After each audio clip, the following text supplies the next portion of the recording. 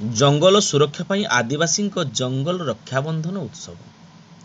रक्षाबंधन उत्सव आसिले मने पड़े भाई और भौणीर संपर्कर कथा। भाई हाथ में राखीटे बांधि दीर्घायु कामना करिथाय भौणी। तेबे एभली एक उत्सव को मयूरभंज जिलार आदिवासी माने नियारा डंगरे मानुवा देखा मिली। 2004 मसीह ग्राम जंगल को सुरक्षा देवा उद्देश्य जंगल रक्षाबंधन कार्यक्रम आरंभ होता। जिले एवं एमती 750 खंड आदिवासी गाँव अच्छे जो लोके ग्राम्य जंगल गछरे राखी बांधि प्रतिवर्ष यह उत्सव को पालन करुछंती। चलित वर्ष बारिपदा बनखंड अंतर्गत देउली रेंच अधीन हाथीमोड़ा गाँव में यह उत्सव पालन कर शह शह आदिवासी पारंपरिक रीतिनीति पूर्वक ग्राम्य जंगल राखीर पवित्र बंधन को गच्छरे बांधिछंती एवं जंगल बंचिले आमे बंचिबार वार्ता को समाज रे प्रदान करिछंती।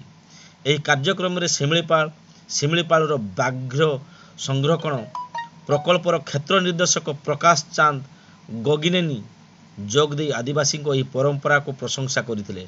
समाजसेवी विवेकानंद पट्टनायक प्रचेष्टा आज को 21 वर्ष है यह नियारा प्रयास आरंभ करा जहाँ बे सबु महल में बेस प्रशंसनीय। मो ना विवेकानंद पट्टनायक मो स्पर्धा अनुष्ठान सेक्रेटरी आमर जो जंगल रक्षाबंधन कार्यक्रम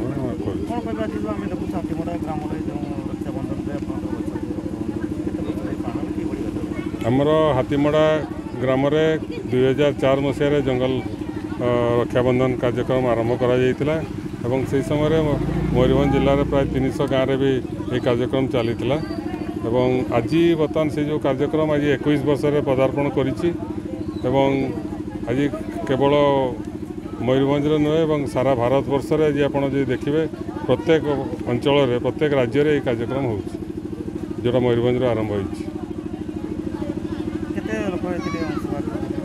होती आमर प्राय 15 कि 16टा गाँव जो कमिटी लीडर मैंने आसछंती एवं आज आमर जिला कृषि अधिकारी RCCF DFO डेप्यूटी डायरेक्टर समस्ते आसते सामिल होती।